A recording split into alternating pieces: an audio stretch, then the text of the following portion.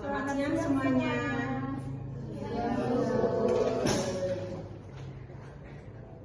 Terima kasih sudah hadir pada hari ini tepat waktu.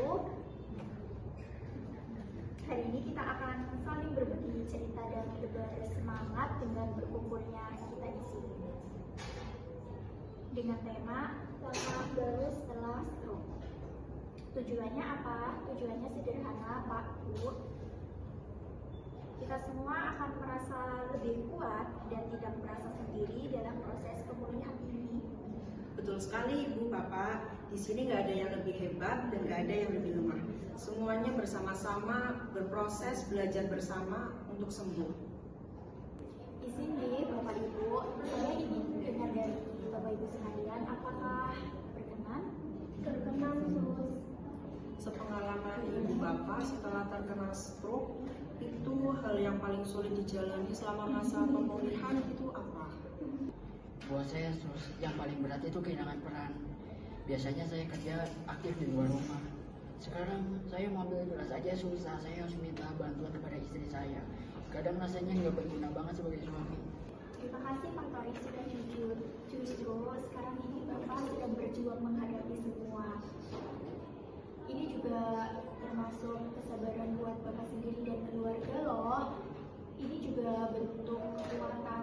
Iya Sus, saya juga merasakan kurang maksimal dalam mencukupi kebutuhan keluarga setelah mengalami kejadian seperti ini. Betul Pak, kadang yang dibutuhkan oleh keluarga itu bukan tenaga, tetapi kehadiran dan semangat dari orang yang dicintai. Kalau dari ibu-ibu gimana? Apa yang paling terasa berubah? Saya jadi cepat lelah, Sus.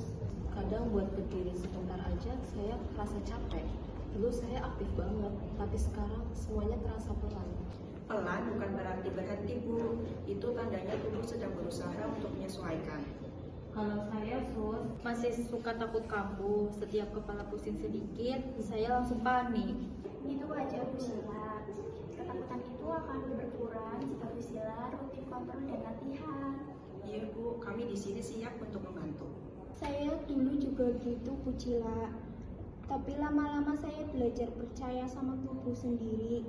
Saya tulis di kertas, tiap kali bisa melakukan hal kecil. Saya kadang merasa sedih, Sus. Waktu saya ingat dulu kalau saya bisa lari, tapi sekarang saya jalan aja masih goyah. Tapi waktu saya lihat anak saya masih lagi bantuin saya latihan, saya jadi sadar bahwa saya masih punya alasan untuk kuat.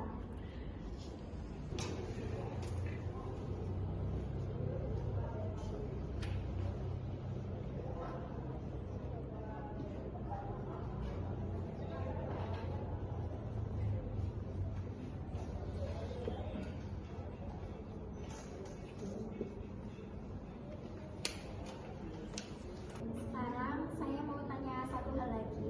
Minggu ini apa hal kecil yang Bapak Ibu lakukan dan Bapak Ibu itu merasa lega? Saya bisa angkat tangan kiri saya sedikit lebih tinggi dari minggu lalu. Saya sudah bisa ke kamar mandi dengan bantuan kruk. Saya sudah bisa makan sendiri tanpa bantuan anak saya, Sus. Kalau saya bisa tidur nyenyak tanpa takut mimpi buruk, Sus. Saya bisa berjalan ke halaman rumah. Kalau masih dengan bantuan, alhamdulillah ada progres.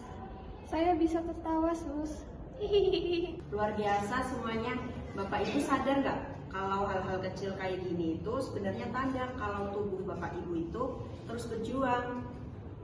Betul, nggak apa-apa jalannya pelan. Yang penting Bapak Ibu sekalian masih terus berjuang.